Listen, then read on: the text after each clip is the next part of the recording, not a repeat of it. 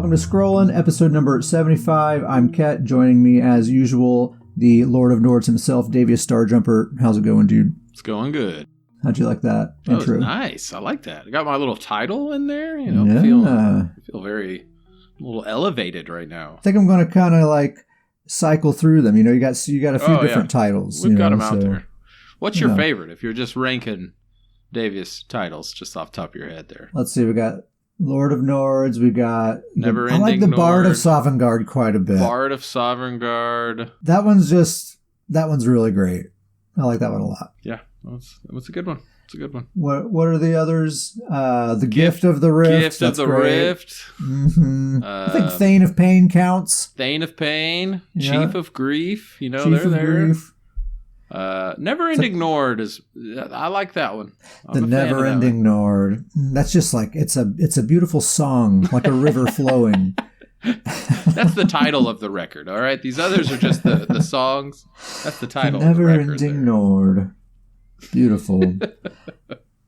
Well, it's good to have you back, man. We had dozens of angry letters from listeners threatening to unsubscribe if Davius doesn't come back. Hey, that's exciting news, though, because we got some emails in. So let's go through this. Oh, yeah. I accidentally deleted them. That's why I don't have any to read. Dang. I hate when that happens. I hate when that happens. I slipped. Yeah. With the delete button. It's just that delete all on the email. You know, that's a scary button. It's a scary button. I slipped again and deleted it out of the trash. So it's Dang. gone. You know. What are the odds? We've been telling them for a while now to stop making that button so huge. But believe me, they were upset that there was no Davius. Just take it from me. I'll take your word on that. So I think performance has gotten to a point where we can actually kind of log in and play a little bit. Here and there have been some hiccups.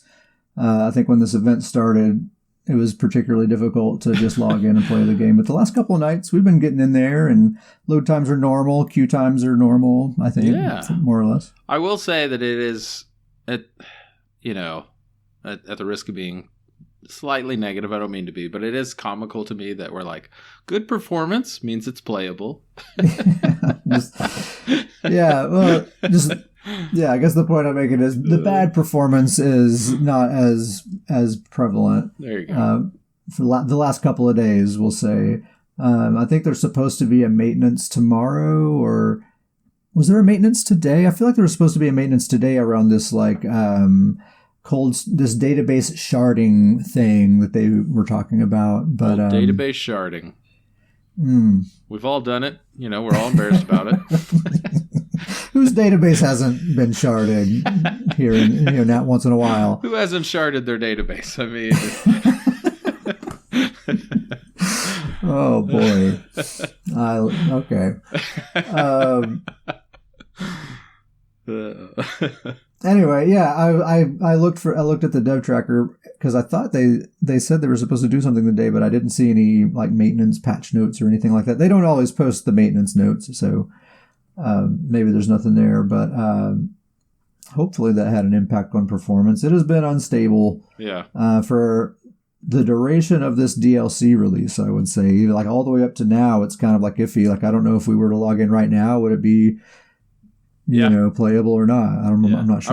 I will say that when we played, we did some BGs this weekend, and it worked out well. It did well. Yes. We did have some, and the nights when it's good, it's been pretty good. And I have to admit, even though it's the random only queue, I've been having fun in Battlegrounds.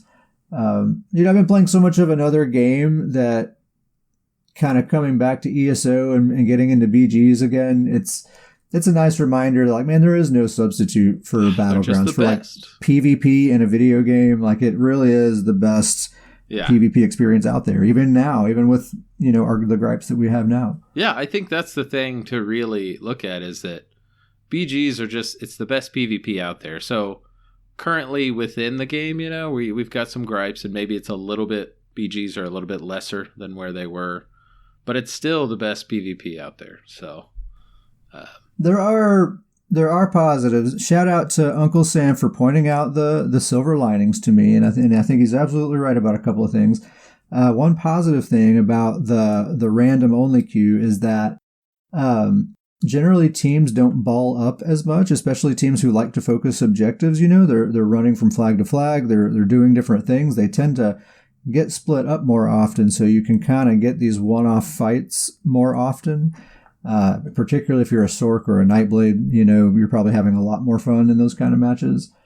And also because of that, like, healing is really strong. Like, personal healing is super duper strong right now, but cross healing has been diluted quite a bit because people are spread out so much, so they're not getting as much healing from their friends. So that kind of mitigates that issue a little bit. And those are two good things that I have been kind of making a conscious effort to remind myself of and notice when it's happening and that sort of thing.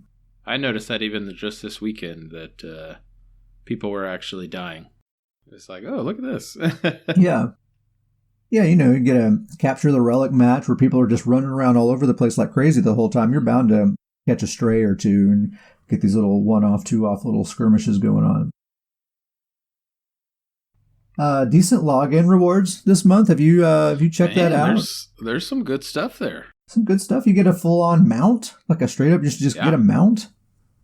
I don't remember the last time we got a mount as a login reward. It's a pretty cool looking one, a big white lion with a big mane and everything. Looks I'm really all for cool. a mount. That's pretty awesome. Mm-hmm. And then like a week or so later, you get a jester house guest also great thing. They also, I don't know if you noticed this too, but they also threw some gold mat supplies in there. So they got some gold mats yeah. There's some gold mats in there, a little chunk of gold. So yeah. There's definitely some good rewards this month. Also, GrizzlyCon reminds us weekly endeavors have been tripled this week, and they're really easy endeavors. He gives some examples: collect 35 resources, which would take maybe 5 minutes. I'm excited about endeavors because I don't know about you, I always forget to check them. But I'm excited. I never do endeavors. Yeah, I just get them by accident. But I'm excited down the road. One of these days, I know I'm going to open it up and just have it like an insane amount, and I'm just taking them straight to the bank. I'm just going to buy some of the coolest stuff. Yeah, 10 years from now, if those servers are still running, we're going to remember to open that tab and be like, whoa. Give me all the items. So yeah, some good login rewards this month. I'm looking forward. I think that mount, I might actually slap that on a character. It's a pretty good looking mount. If it's not on your radar, there is a streaming event next week. It's going to be April 14th at 4 o'clock Eastern Time. Bethesda is going to be doing a live streaming event where they are going to be giving us a preview of the High Isle expansion. So we'll get a closer look at that zone and that city and the storyline, probably the card game and the companions. They'll give us a closer look at that stuff as well. That's what I was going to ask you about. You think they're going to have a card match or two? I doubt we see a full match, but I bet we see some gameplay a little bit. I bet so. Okay. Davis, what do you think? What's your excitement level for the High Isle streaming event preview? Well, I'm always excited about a new zone. I like the new zone. And we've talked about this. I'm a little different from you, but I'm kind of looking forward to the card game. But I have concerns. I really need there to be a collecting part of this card game. I need that. That's going to be an important part. The fact that the decks get shuffled together, that hurts. That kills it. That hurts.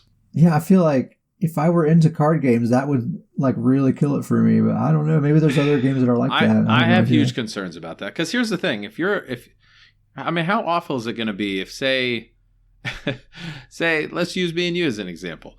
I go all in on this card game. I get all of the hard to get cards and, the best ones. I put this deck together. It's amazing. I go play you. It's the first time you've ever played. And you beat me because you're like, wow, your cards are great. I used those against you.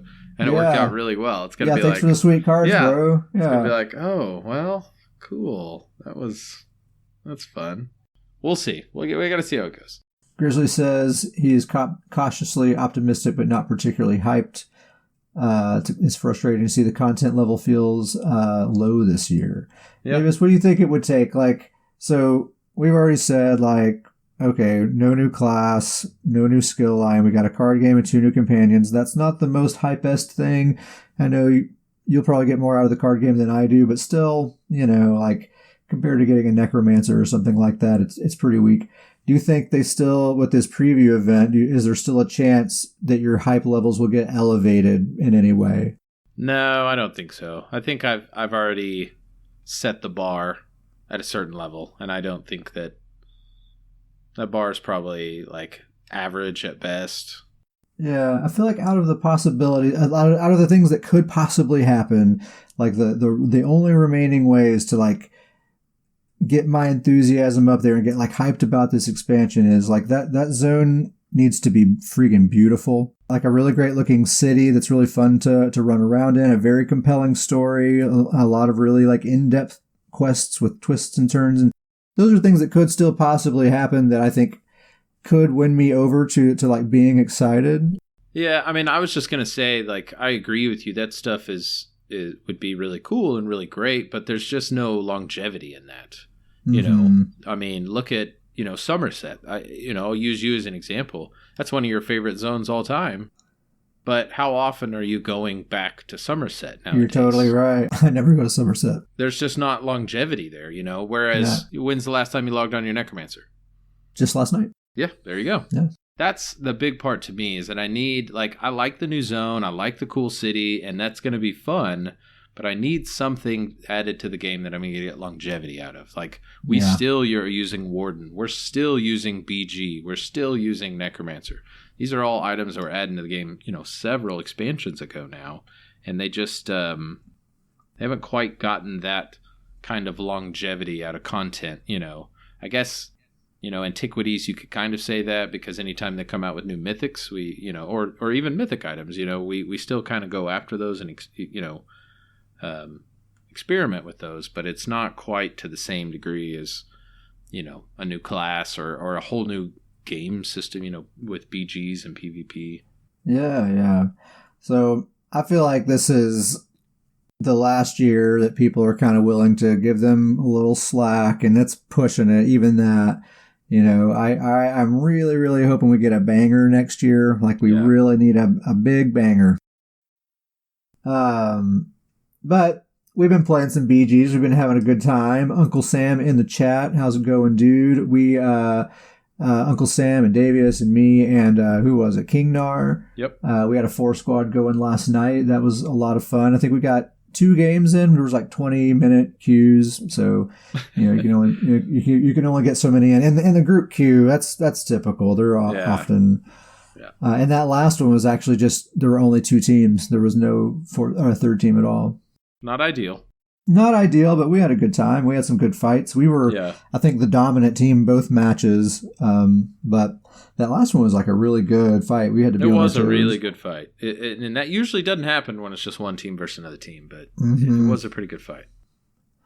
I was on my MagCro Despair, who hasn't been updated whatsoever for the patch. I just logged in with her as she has always been. Still totally great. Effective. I think she's using the mending set and what was it? Kid Marcher on the front bar with a frost staff, Maelstrom Resto back bar, and Earth Gore. Nice. And she just spams Wall of Frost and the remote totem everywhere and annoys everyone and keeps that intensive mender going to basically have that automatic heal. And with Sam's intensive mender going as well and his StamCro, I guess if you can call it a StamCro now, I'm not really sure. But just having 2 intensive menders going, man, just like bam, bam, bam, bam, just healing every single person who needs it. I felt like I really wasn't having to actively heal a lot of the time. Like, it was mostly taken care of. So that was a fun time. You were on Lord of Nords. How was Lord of Nords feeling? Oh, Lord of Nords himself. Are you using anything new for this patch? Have you made any changes at all? No, he's still rocking the same build. It's 5-piece Dagon's Dominion, 5-piece Champion of the Hist. He's got the Malakath ring, 1-piece Trainee, and then I used that Vatishran 2-hand back bar. It still works well. I was actually really happy with the performance of him because, I've had some real life get in the way lately here in the sense that I think we had mentioned it a couple episodes ago. A couple months back, I started a new job, and it's in a different city that I'm in now. So now we're kind of catching up in the sense that we're moving. So I'm right in the middle of our current house is sold, and we're potentially buying a new house. And so I'm in this weird limbo of fixing all the things on my old house while learning about all the broken things on the new house. Mm-hmm. So like the negotiating table, and so I've been caught up with that and moving little bits on the side. So that was the big reason why I was out last week, is inspections and catching up with inspections. But yeah, so I think I'm, I still have a big move coming up, but I think we're through kind of the unexpected details kind of going through. So get really back into my scrolling time, get it back up. But I was really happy with Lord Nords. I am extremely rusty. It's been probably 2 weeks, maybe more, since I've been on, and we hopped in some BGs, and he still had pretty good results, and especially for my rust and kind of shaking off the rust. I think we did BGs 2 days out of the weekend, and I think most of the BGs we came out with positive results. So I was usually when I'm that rusty, it doesn't result in those kind of numbers when I jump. You were doing that good old kind of linebacker style. Oh, get in there, hold those front lines. Oh, and yeah. Debuff everyone and lay in that AoE damage and just let your teammates clean it all up. Yep. Like damage as support. Damage as support. That's the thing, is he doesn't, he'll get a kill every now and then, but he's really his damage numbers are good, but he's really not going to get the kills, but he will sure as heck help the team kind of he'll get the health down, and so the team can kind of get those executes in and start pecking them off, and that's what he's all about. So it still worked really well. It was working great. Speaking of Uncle Sam, when he did it, he was racking up the kill numbers when he was with us. So, Uncle Sam's necro has reached unbelievable levels. This dude just spends hours and hours doing nothing but dueling people at Stormhaven, and he's just been like honing this build day after day, sculpting it into this unbeatable monster. We'll have to have him on sometime to talk about his build. I can't remember exactly what his current setup is, but it's scary. I don't want anything to do. If you ask me to duel, I say no thanks. No thanks, Sam. Unless you want to get on something besides your necro. If you get on your Sorc, maybe. But yeah, old Lord Nords, he's working out well still. I do, now that I'm kind of getting back into things and catching up a little bit, I do want to dive back into my idea with my werewolf build. I have a werewolf build idea where I'm going to kind of stack light attack damage. There's a couple sets out there that, just straight buff light attacks. And so I'm going to try to stack that light attack damage and just build a light attack build. But we'll see how that goes. I still got to get a couple pieces for that, but it's on my radar that I'll probably be talking about here a couple episodes from now. That's Gift of the Rift. That's right? Old Gift of the Rift. Gift of the Rift. Very self-centered fellow. He thinks highly of himself. I've still been kind of focused on the same two that I have been for a couple of months now. Old Betsy, my StamPlar, and Tane, my StamSorc. They've been the ones that I was playing with my MagCro last night a bit because we needed a healer for our pre-made. But if I'm playing solo, it's usually one of these two, and probably about 50-50. I think I'm kind of leaning towards Betsy as far as the one that I'm favoring and kind of feeling like I want to log in with more. StamPlar main, you can't shake it. You just can't shake it. She's my main. She's the one that I just feel like totally comfortable with, like riding a bicycle. It doesn't matter. I could not log in for 6 months, and I sit down and me and Betsy, it's going to be like old times, And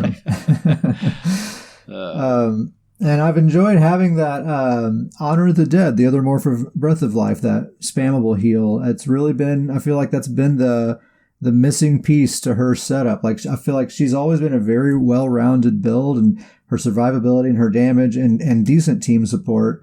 But now she has great team support, plus all the other stuff that she's always had. So I feel like finally that's just like one tiny little piece that fits right in there. And now she's the complete package. I really like playing a like Swiss Army knife type build where like moment to moment, I just do whatever is needed, whether it's killing something or healing something or doing whatever. And that's what's always been really nice about my MagPlar. That's just like what he is. He's perfect. He's just 50-50 right in the middle there. And now Betsy is that too. And she just has that more stamina and that more athletic kind of play style. But she has that same, like, I'm just doing whatever's needed moment to moment. I feel like you got to talk about the javelin. I mean, I know you're loving that javelin right now. That spear. Oh yeah, yes. I was just saying that the other night. That unblockable javelin, which is new this patch, is very nice. I have noticed a couple of times, like some like tanky dudes with a shield, I was able to stun them and take them down, and I probably wouldn't have been able to before. That's been very nice. She has, I guess, technically 10% more damage since I can stack spell damage now and get benefit from that passive that gives me minor sorcery. It's hard to tell if that's actually more damage or not because people have more healing and stuff like that. But technically it's there, Yeah. And it's all thanks to Wretched Vitality on both of these builds, on my StamPlar and my StamSorc. Wretched Vitality is like what makes it come all together because it's giving you, we've raved about it before, it's giving you a ton of recovery for both resources, magicka and stamina. Even if you only count half of it, like even if you only look at the stamina portion of it, it still like slightly outperforms comparable sets like Bone Pirate. We made that comparison before. And that's ignoring half the set, So for this hybrid meta that we're in now, it's just it enables so much for builds, especially stamina builds who want to use more magicka abilities. It's the set to use, and that's what allows Betsy, who's otherwise like totally a StamPlar, but she can spam Breath of Life on a teammate and keep them alive for several seconds if she needs to. Because that's one of her she has 2 magicka costing abilities, and like almost 1,500 magicka recovery to support just those 2 abilities. So it works really well for her. Plus, she still has all the firepower she's ever had. I guess I should remind people what her build is. So it's Wretched Vitality, Deadly Strikes as a front bar only set with a sharpened 2-handed maul, infused Master Bow on the back bar, the Gaze of Sithis Mythic Helm, and One Piece Baylorg. And that's kind of like the standard build for me from now on. For most of my build, it's going to be that Wretched Vitality with the Sithis Helm, probably Bewitched Sugar Skulls for the food, and that's just such a giant chunk of stats that I can do anything I want from there, and it's going to be a good build. That's the outline to start with, and you just kind of piece it in from there. Yeah, I can throw in a proc set or some damage set or whatever I want, and it's going to work out fine. I've been really gravitating towards like stat-based setups, and this is like the biggest ball of stats I feel like I can find. Shout out to Uncle Sam yet again for turning me on to Wretched Vitality. Excellent set. Yeah, I don't know what else to say about Betsy, man. She's feeling really great. She still feels like the same classic like StamPlar that I've always had. She's really speedy. All 3 of her jewelry pieces are swift. She's in 5 light, 1 medium, 1 heavy. Mostly well fitted. I think it's 4 well fitted, 3 divines is her traits on her gear. Very, very speedy, very athletic kind of play style, which I really like as a StamPlar. And just having that ability to just like damage and heal just in a snap moment is really, really fun. And then my StamSorc. So I think I was kind of complaining a little bit on a couple episodes ago that, he has all this extra power this patch, but everyone has so much extra healing that it's like hard to even tell if he has more power or not. I think at that time I'd only played a handful of BGs, so there was only so much experience to draw from. Since then, I've played a lot more BGs, and he's doing just fine. All right, there's no need to worry about Tane, man. He is doing just fine. He has that Haunting Curse and that Endless Fury with 7,000 weapon damage pumping it up. He's absolutely getting the kills. He's the only one of my characters that I've played with that consistently gets double-digit kill counts. Would you say borderline, like he's borderline a little bit broken right now, or he's in a good spot? No, I think he's just in a very good spot. I don't think he's broken. I think Uncle Sam's MagCro is broken and probably needs to be, or our StamCro is broken. That's the one that people. That's the one they need to look at. Check out Uncle Sam's build. He made me sign an NDA, so I can't say. Anything that gets a 41-0 kill count in a battleground probably needs to be looked at. That's all I'm saying. But no, Tane is in a great spot. StamSorc's in a great spot. I still haven't seen a lot of people catch on either, honestly. I I still see plenty of MagSorcs out there, but man, you got to try like playing a StamSorc kind of as a MagSorc, and you kind of get all the good stuff, the best of both worlds. Of course, Wretched Vitality, making it all possible. So his build is Wretched Vitality as a back bar only set with an infused bow. He has Briarheart on the front bar using dual wield. 3 pieces Agility and the Gaze of Sithis Mythic Helm. The jewelry is all infused with damage glyphs. It's 3 light, 3 medium, 1 heavy. He's very much a hybrid. Like he's 50-50 down the middle in a lot of respects. Half of his abilities, just like your StamDK, half of his abilities cost Magicka, including his damaging abilities with Haunting Curse and Fury. And Wretched Vitality, like I said, it's making it all possible. He has endless stamina recovery plus Dark Deal, and he can do as many Dark Deals as he wants, as many streaks as he wants. And his offense, with Haunting Curse and Endless Fury, the Magicka is always there. It's never a problem. And that combo with the double execute with the Endless Fury and the Spin to Win at the same time, man, it pops everybody. If they are in execute range and I hit them with both of those things, they just explode. They vanish from existence. They're going down. So it's the combo is you just do on the back bar, you do a light attack weave with your bow into a Haunting Curse, and then swap to the front bar, hit them with Endless Fury, streak into them to stun them, and then lay into them with your spammable. I use Rapid Strikes. And then do a Spin to Win when they get into execute range, and that Endless Fury will be popping at that same time. Very, very effective, especially with that Haunting Curse being as strong as it is now. Now that it's scaling with my weapon damage and everything, that Haunting Curse really pops them down into that execute range on top of your spammable at that time. So it's very, very, very effective. Anyway, that's been the BGs. Anything else you want to say about BGs or ESO in general, Davius? I don't think so. Just I'm excited to get back in it. Yeah, it's been feeling pretty good to get back into ESO. I was taking a little break from ESO as well, playing Elden Ring. Still playing Elden Ring, but I'm making time for ESO again as well in the schedule.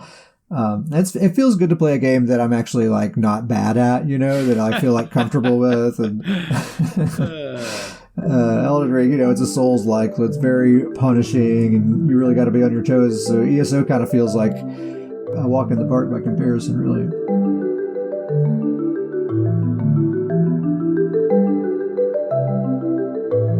I, of course, want to talk about Elden Ring because I have been playing a lot of Elden Ring, too much. Should I look up how many hours? Let me look it up really quick. I'm curious. Now you can't just say that and not say it, I feel like. I'm pulling up my Steam right now. Oh boy. I've put in 206.7 hours into Elden Ring. Not too bad. Not too bad. And I haven't completed it yet. I haven't beaten the final boss or anything like that yet, which I definitely should have by now. Like you probably could, right? You're at a point where you could if you wanted to. I certainly could. Yeah, absolutely I could. I'm at a point where I'm at the Fire Giant, which is like an endgame boss that you have to beat to get into like the real endgame area, like the final kind of stage or whatever. And I believe that when you beat the Fire Giant, the world state changes a bit, and there's certain quests that you can't complete, and there's certain parts of the map that you can't get to anymore.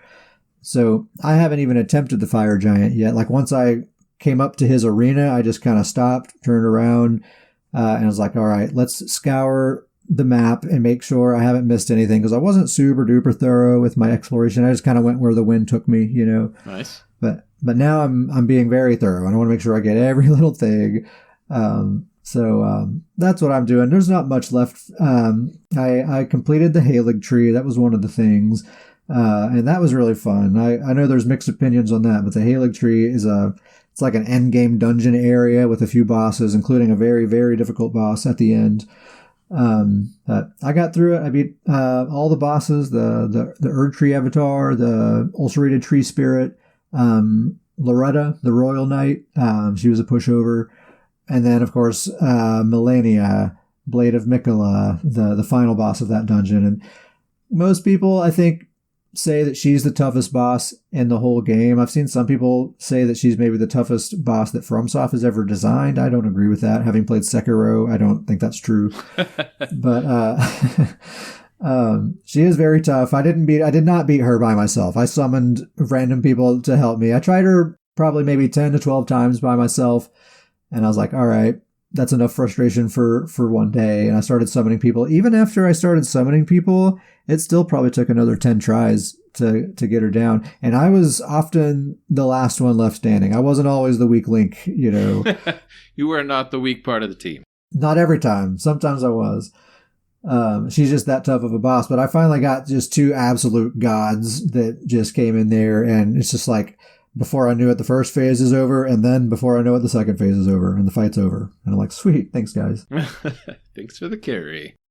Yeah. So, Halig Tree, I thought the Halig Tree was really fun. That's the only time I needed to summon for help was that final boss. The rest of the time, it was just a cool little area to explore. I didn't think the rest of it was really all that hard, although I have been playing as a mage sort of caster type setup lately, so that's probably partly the reason I didn't find it too hard, because Magic is kind of easy mode. I finished the jellyfish quest. That was really fun. Probably the single only like purely wholesome moment I've experienced in this game. Like with no, you know, twist or anything like that. It's just like, oh, it's just like a happy thing that happened there. Neat. And then, okay, back to this nightmare, I guess. Are we talking like, this sounds like Witcher 3 level of just depressing. It's like beyond Witcher 3. It's wow, like okay. that the Witcher 3 world is like dead and gone, and this is like, you know, the apocalypse happened, and we're here in the aftermath. Okay. Very, very bleak. And even like the good things that happen, it's all set up in such a way where it's like, man, am I the bad guy here? I probably am actually playing the role of the bad guy right now. Like, it's all super ambiguous in that way. And even if you, like, follow the main story and do, like, the main ending, it's not clear that you, like, saved the day necessarily, you know? Like, you might have done a bad thing just now. Interesting. Okay. But the jellyfish quest, I really tried to think if there was any other moments that were just, like, purely just, like, this happy thing that happens with no, like, weird twist or weird context that makes it fucked up or whatever. I'll have to bleep that. But, no, I think that's the only one. Which is not much of a quest. It's really, you just have to summon your jellyfish at a certain part of the map. But anyway, I want to talk about a few bosses that have stood out to me along the way. So first of all, there's just some really cool named bosses in this game. We have Renala, the Full Moon Queen. We have the Star Scourge, General Radon. Melania, Blade of Mikola. Like, those are just cool names, I think. Very cool names. Cool titles with the names. Yeah. I'm a big fan of titles over here. Yeah. We got a title connoisseur over here. I think Renala, the Full Moon Queen, is maybe my favorite fight in the game. Now, that's putting aside that it's pretty easy. And it's like a main story boss. I feel like those typically should be pretty hard. And most of them are pretty hard. She was totally a pushover, a pretty easy fight, but the concept of the fight and kind of the story stuff that played out around it was really interesting, very unique, something I haven't really seen in a game before. There'll be some light spoilers here as far as just like story stuff that's happening just around this boss fight. But Renala, when you start the fight, first of all, it kind of feels weird to even call it a fight, even though it is. Like, she has a health bar and you're engaged in combat and stuff. But if you're paying attention, you'll notice like the music is all really like dreamy and kind of serene and mellow. And it's like this very kind of calm environment. And she's actually kind of in this state of psychosis. She's not even really aware that you're there. She's just kind of like out of her mind. And she's like this magical sorceress. So she's just kind of accidentally, you know, causing these things to happen in the environment. And that's really what you're fighting, trying to kind of like snap her out of that mental state that she's in. And so you finally get through that. And then there's a second phase. Spoilers, there's a second phase for Renala. This is a very early boss, so I feel like most people have done it. And there's a cutscene that plays leading into the second scene, and you hear a voice kind of just chiming in, just out of nowhere. And it's if you pay attention, it's the voice of Rani the Witch, which turns out is Renala's daughter. She's a very powerful kind of magical being as well. And basically, the whole second phase of Queen Renala's fight isn't actually Queen Renala at all. It's all an illusion that's being created by Rani, her daughter. And she's basically, like, through this illusion, has restored her mom, Renala, to her former glory, where before she kind of like lost her mind or whatever, and she's like formidable and intimidating and looks awesome. Like the cinematography as they're kind of reintroducing the true Queen Renala as she once was. There's this cool, awesome, like big full moon in the background, and the way the scene plays out and shows her face looking all like mean and formidable is super duper cool. So anyway, that second phase is a bit more challenging, still not all that hard, but you're not even fighting her then either. You're fighting this illusion that's being created by Rani. And then when you get to the end of it, that illusion just kind of disappears, and you see Renala is just sitting in the floor where you saw her in the first place, and she's just not even aware that you're there at all. And the fight's over at this point. You can just kind of walk up and actually talk to her. She just kind of says some nonsense, and I mean, it's not total nonsense, but it kind of is. But I just thought that was really cool for a boss fight. You're not like actually really fighting this person at all. You're just kind of in this combat puzzle sort of thing. And it was very dreamlike the whole time. It wasn't like this action, like heart-thumping music that was playing. It was all very surreal. Really neat for a boss fight. General Radahn. That was a more straightforward boss fight. Like, he's like a big mean dude that you just got to straight up fight, and it's really happening. But what I thought was cool about him, again, kind of story spoilers about Radahn, is that he's absolutely not a bad guy. Like, you're not fighting a bad guy here. This dude is a hero, and he is admired by his people. And he's basically been like severely injured by war, and he's also kind of has gone mad because of these injuries that he's suffered from war. And he's so powerful, he has to be like sequestered in this desert area so he can't like hurt people or whatever.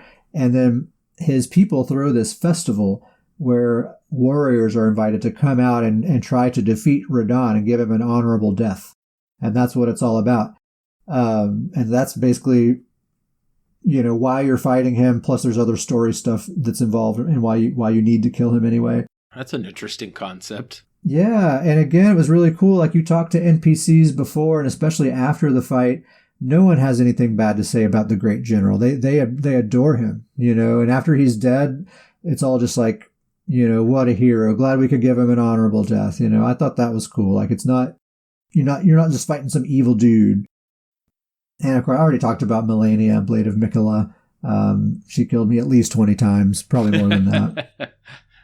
But that was another cool one. I didn't really talk about like the tone of it. That was another one where it wasn't really like heart-thumping kind of music. It was more of this kind of like ballet type music playing, like really kind of sweet string type music. And she's a difficult boss, but I really do think she's a fair boss. As many times as I died to her, I could see the patterns. I could see that there are these windows, and the whole fight, once you kind of get into the groove and you start kind of figuring out how to avoid her attacks and where the windows are that you can attack and those sort of things, it really does kind of feel like a dance at times, for as good as I got at it, which is not very, but it's very dance-like, and the stage is really beautiful, and it has this pretty music playing. It's a more straightforward, like this person's just trying to kill you, so you need to kill them first, story-wise. But the way it's orchestrated and everything, I thought was really cool.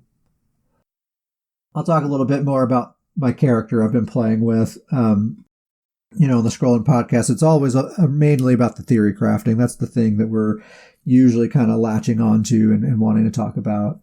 So I'm about level 160 at this point. I have my intelligence up to over 60, which is a very good place to be. My intelligence is my main kind of offensive stat.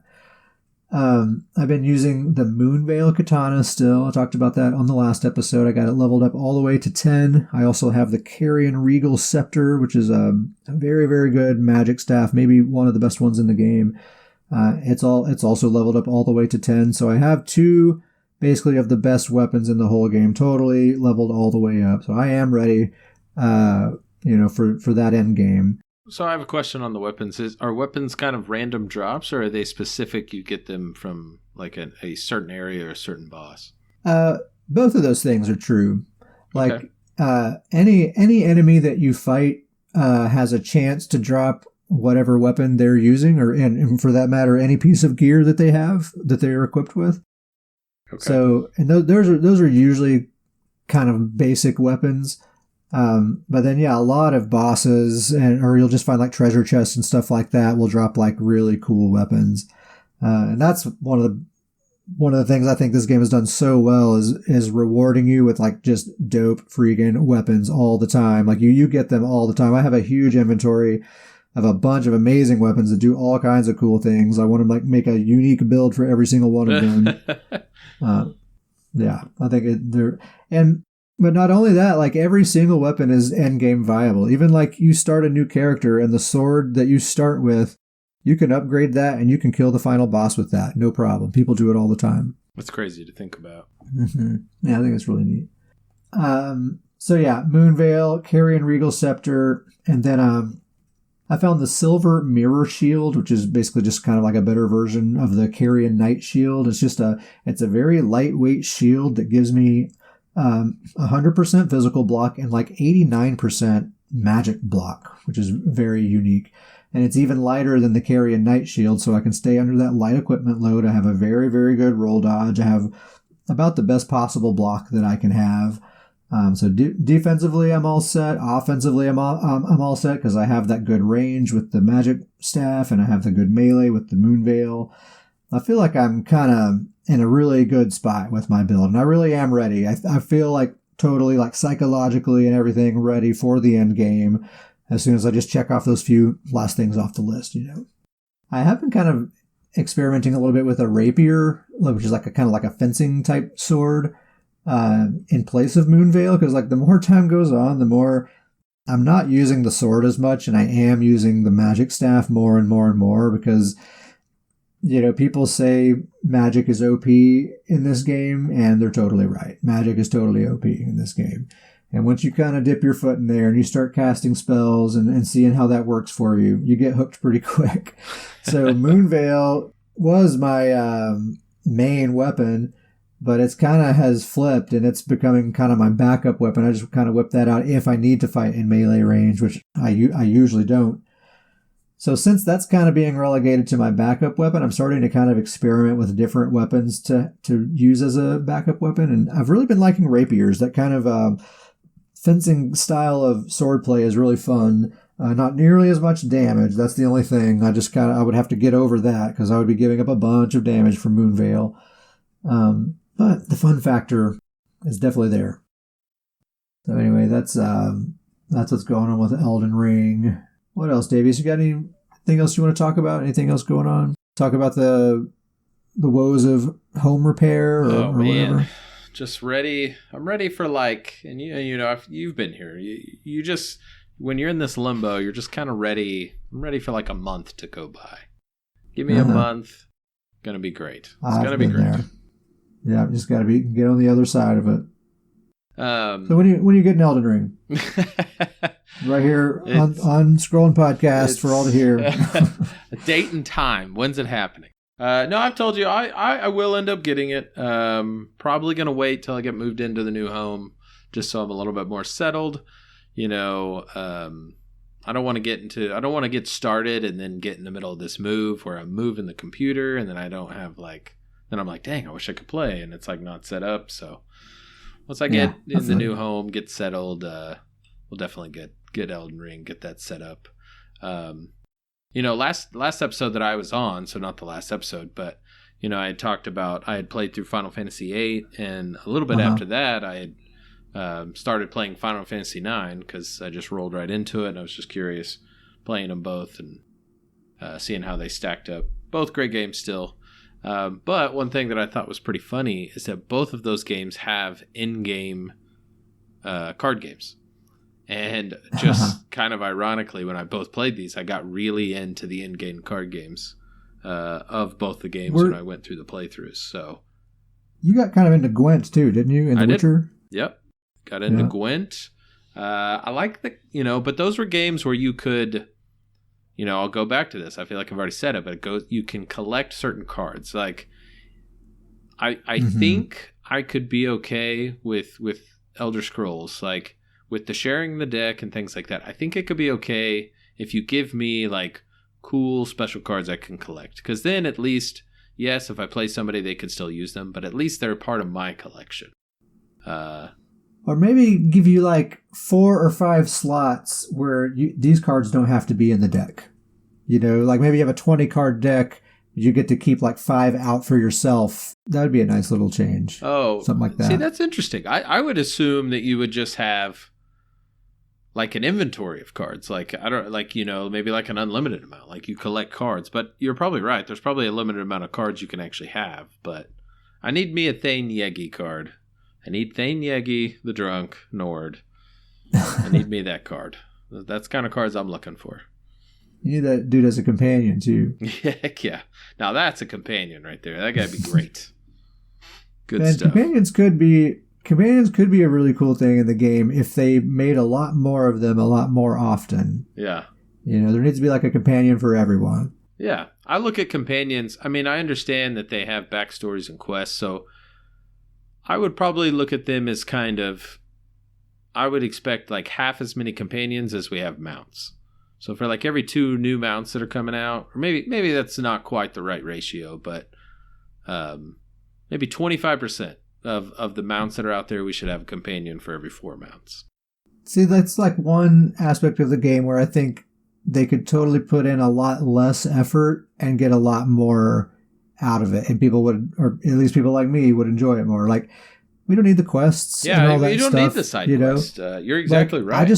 I just want the cosmetic buddy to run around with, and like that has a personality of some kind that's, like a drunk Nord or some silly Argonian that cracks jokes or whatever. And you can just give me like a little, paragraph of what their background is, and that's all I really need to know. Or even just grab the really obscure NPCs and start making them companion. I feel like we've all done quests where you have like this one NPC in a certain zone that did like 3 quests with you, and you're like, man, that guy was really cool. Just make that person a companion or an option for it, or make a, if you do that quest, the reward is he could be a potential companion, like he sticks with you. Yeah, exactly. That'd be some cool stuff for sure. Scrollingpodcast@gmail.com. What are your companion ideas? I don't know. If you would like to send us an email, that's the email address, scrollingpodcast@gmail.com. Any suggestions you have for the show, things you'd like to hear us talk about, any questions you might have, just say hello, tell us a joke, anything you like, scrollingpodcast@gmail.com. Shout out to Grizzly Khan and Dr. Professor and Uncle Sam for being in the chat tonight. Thank you very much, fellas. We have a guild called Stoons Goons, best named guild on PCNA, also the official guild of the Scrollin' Podcast. Come join us. Nice, look at that. That was the welcome mat of guild announcements right there. I like it. Yep, I practiced.